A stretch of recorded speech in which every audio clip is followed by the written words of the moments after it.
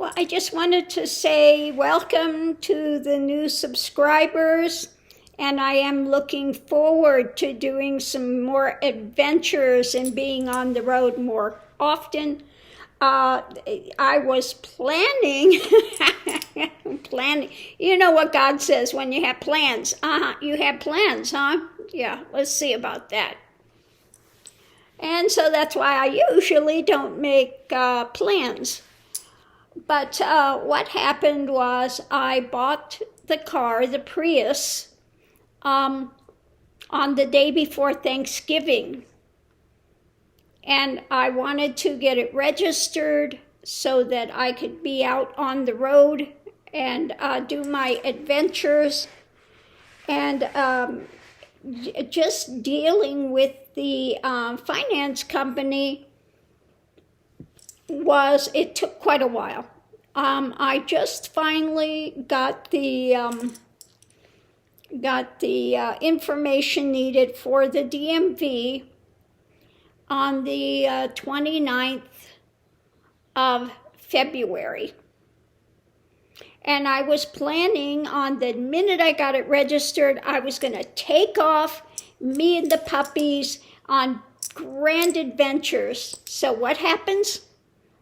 Yeah. The day after I got it registered, I came down with absolutely agonizing pain and found out I have diverticulitis. Yes. Not something you really want to be on the road with. I tried to wait it out. I just knew I was in a lot of pain, and eventually the doctor sent me to the emergency room, and I found out, yeah, I have diverticulitis. So that's why I'm still here. I think I'm on the tail end of it, though. Things are getting a bit better. But still have a major UTI going, which is still very, very painful. So that's what's going on now. So why did I develop diverticulitis? What's going on was I was doing carnivore and was doing really good with it. I reversed my type 2 diabetes. But then I started to get bored with the carnivore, And so I decided in my brilliance, I wanted to have bread and I wanted to have pasta, and, I started adding those in. And I would also make this salad of raw bell pepper, cherry tomatoes, mozzarella cheese with a little bit of lemon squeezed on it. That was my downfall. Yeah, the extra fiber of the raw bell pepper and the wheat products, okay?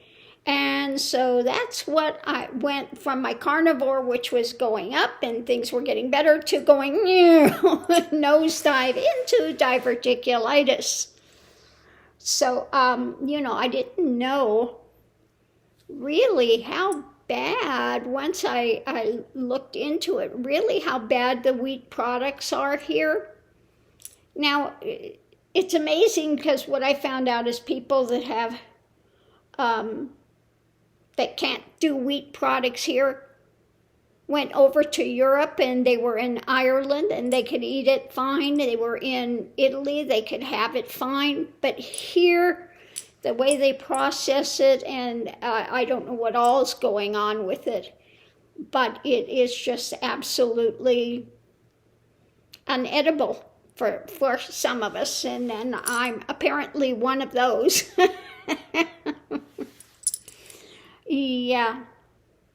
So now I found out that, I cannot have any gluten products, not even the gluten-free. Now, I did try some gluten-free bread, but I also was having a reaction to that.